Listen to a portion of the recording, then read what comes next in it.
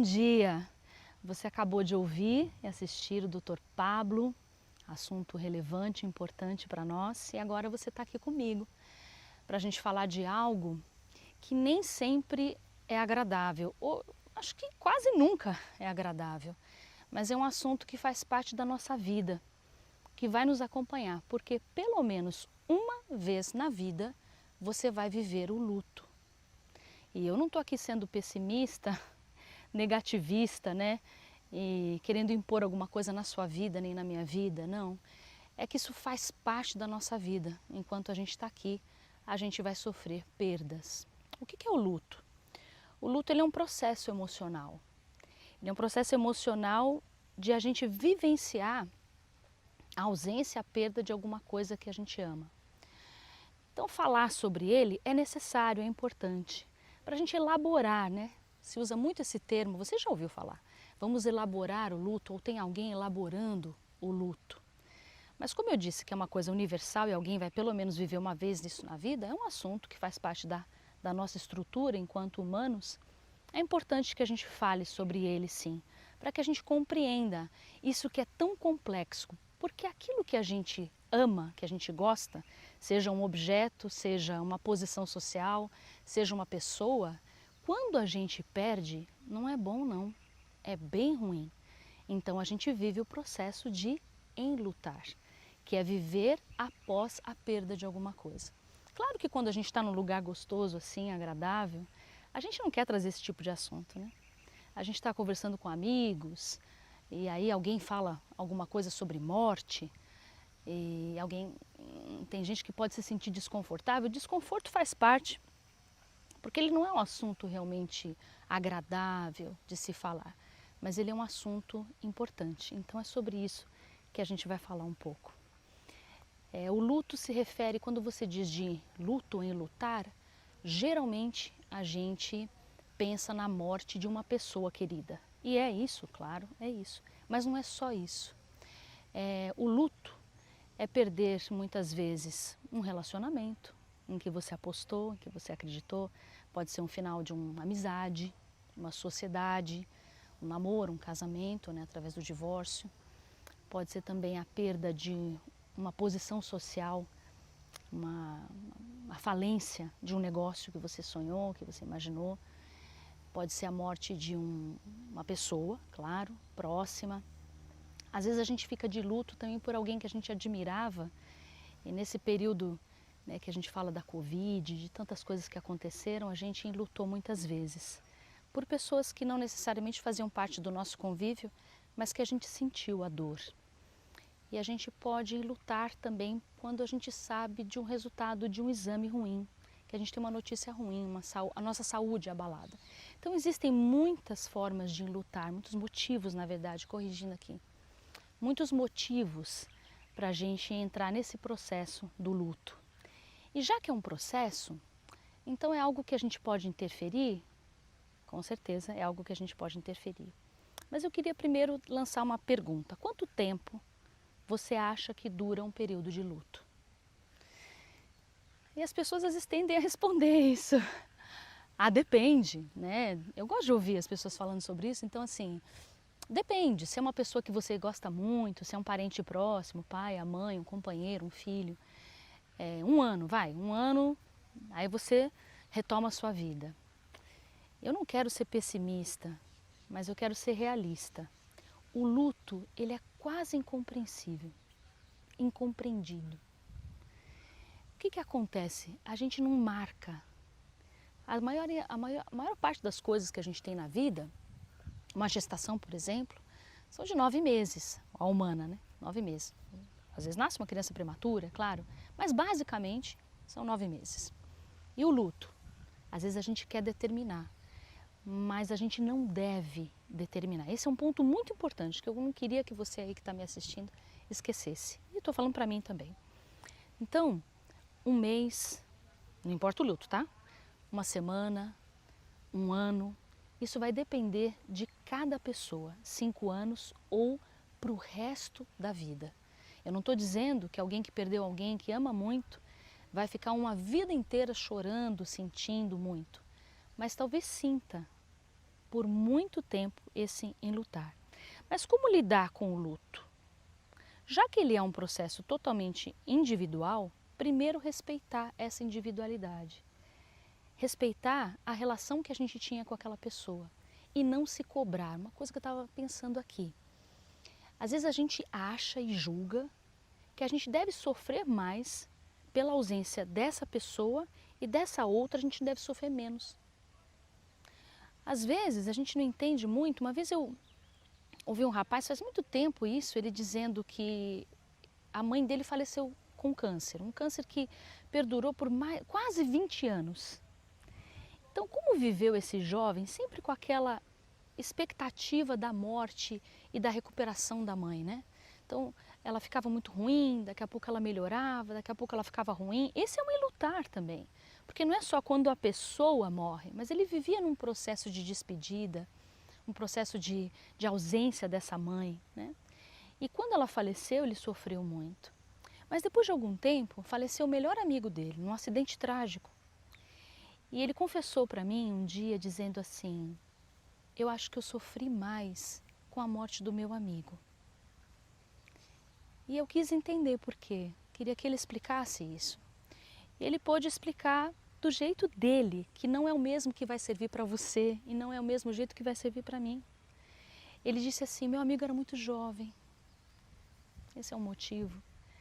Mas quando falece também alguém idoso, eu já me vi julgando. Algumas vezes, mas era muito idoso. Mas quando a minha mãe faleceu, idosa, eu não queria que ela partisse.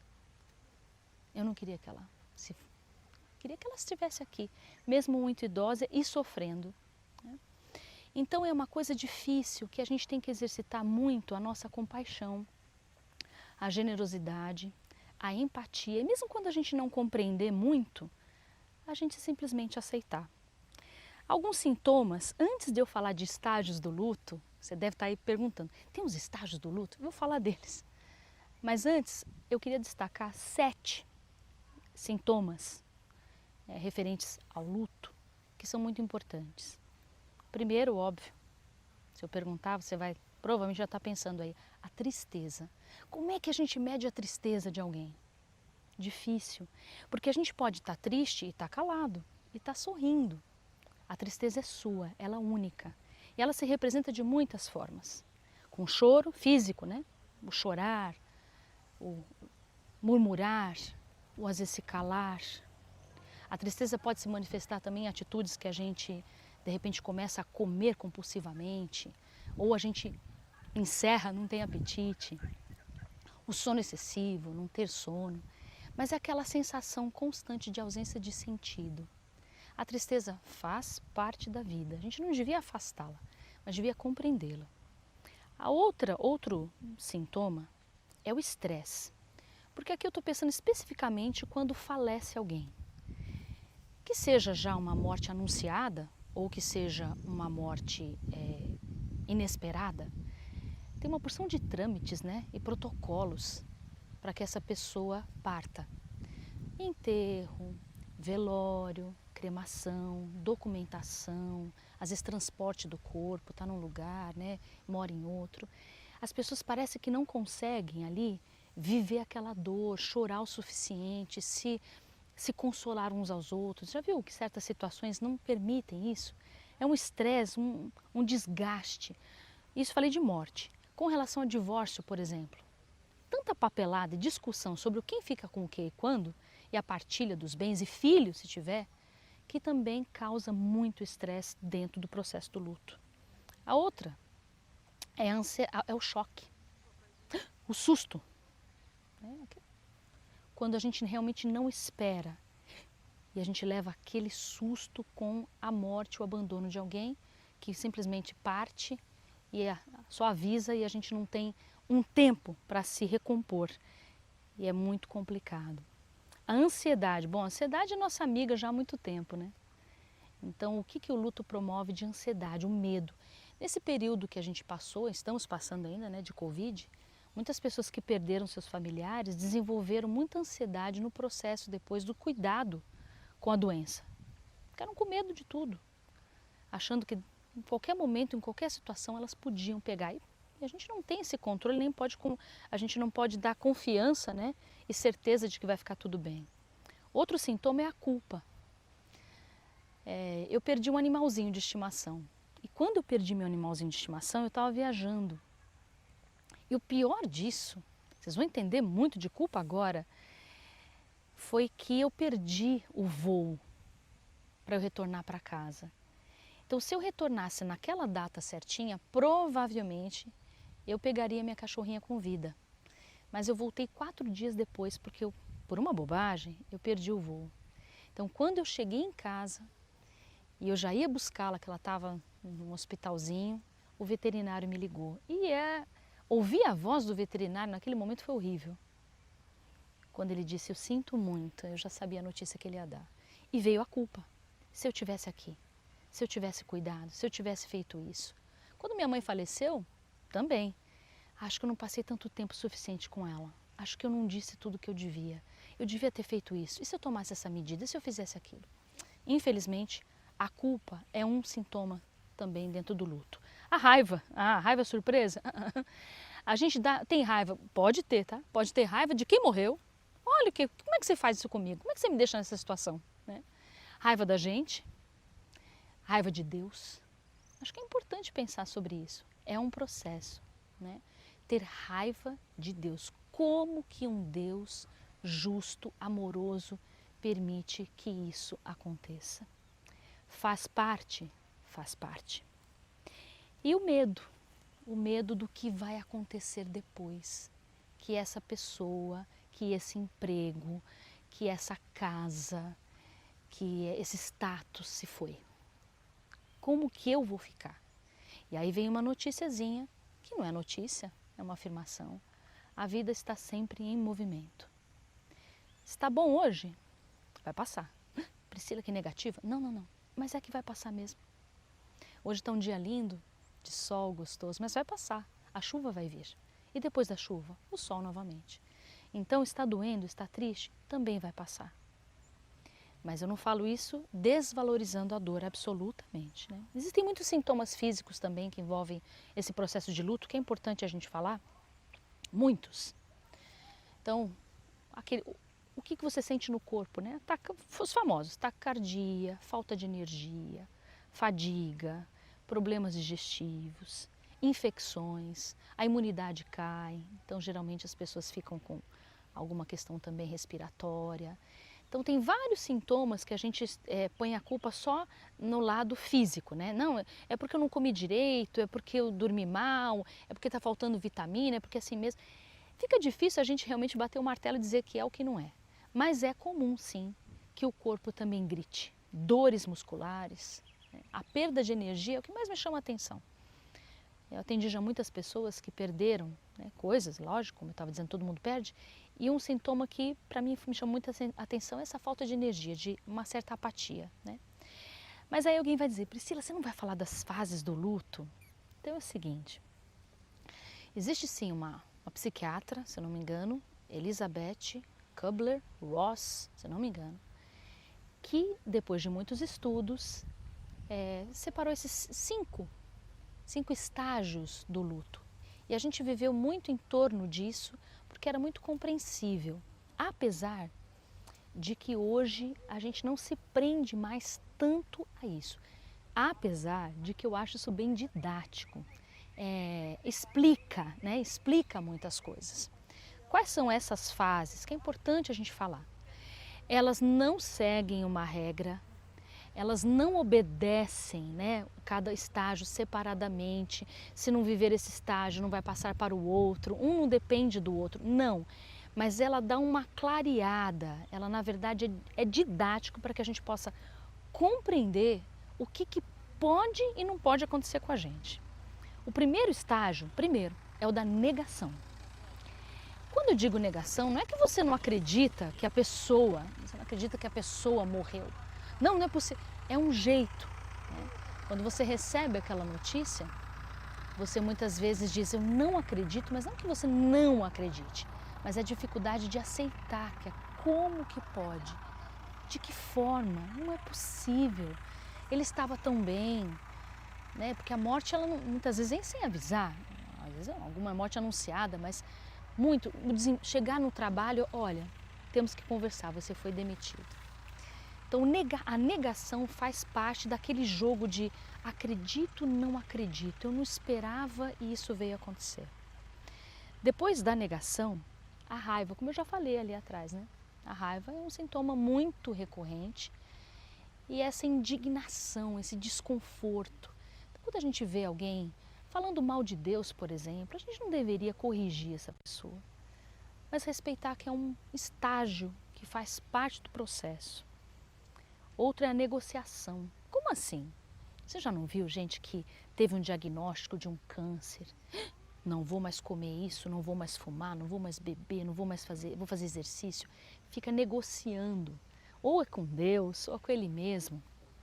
Negociando, se eu passar dessa, prometo que vou fazer isso, isso, aquilo. Faz parte também do processo.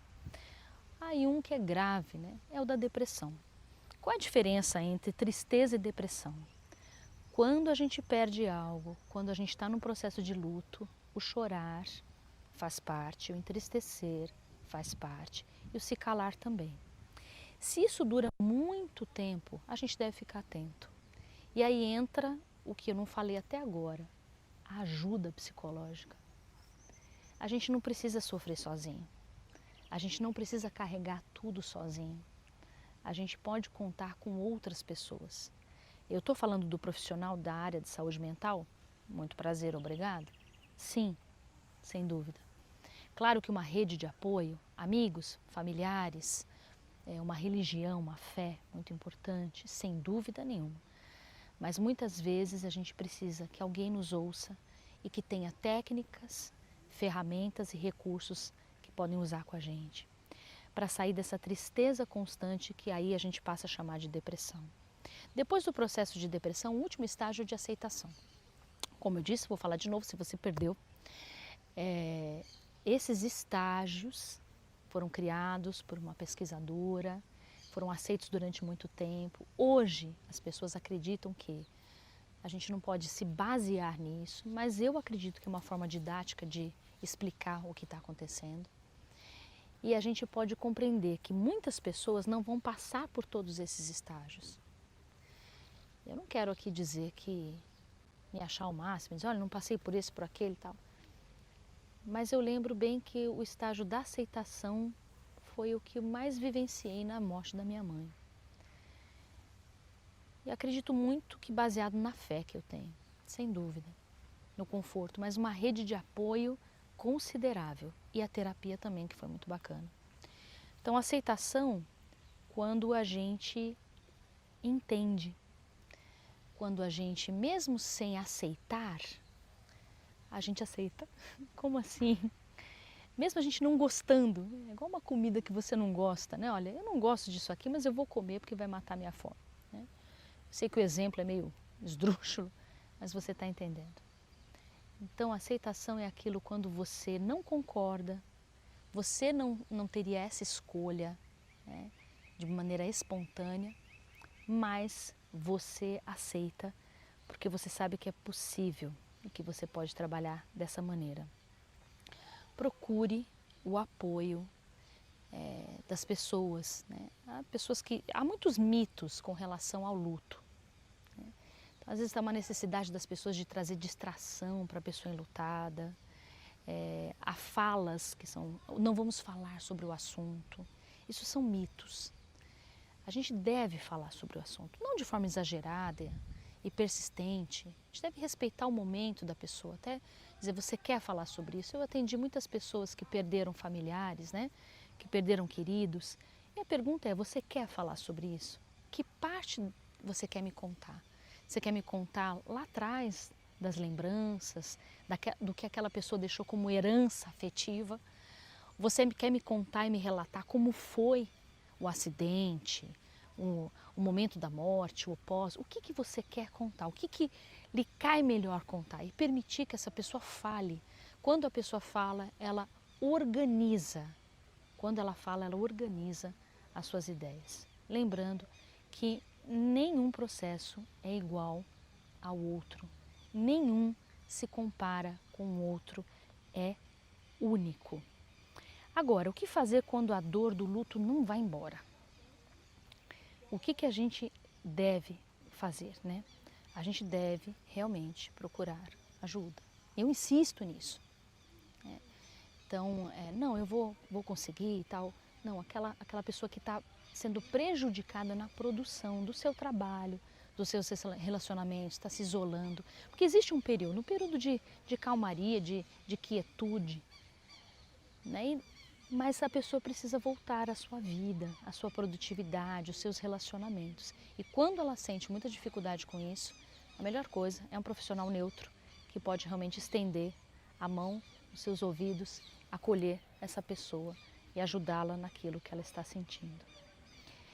A gente não gosta de falar dessas coisas, mas é importante. É importante também que a gente fale sobre isso com as nossas crianças, com os nossos adolescentes. Que a gente conte histórias, claro, a gente não pode assustar as pessoas, né? Mas há muitas maneiras, há histórias para se contar, né? Há filmes para se mostrar, há hoje bastante recurso para que a gente possa falar sobre vida e sobre morte, para preparar já as pessoas para perdas que naturalmente elas vão ter, para perdas que vão viver como a gente vai viver. Então é importante que a gente não faça disso um mito, não faça da morte algo inalcançável, porque ela é inevitável. Então, não toda hora falar sobre isso, né, trazer esse assunto, mas ser um assunto como a gente fala de muitas outras coisas elas são faladas. Então, falar de luto não é agradável?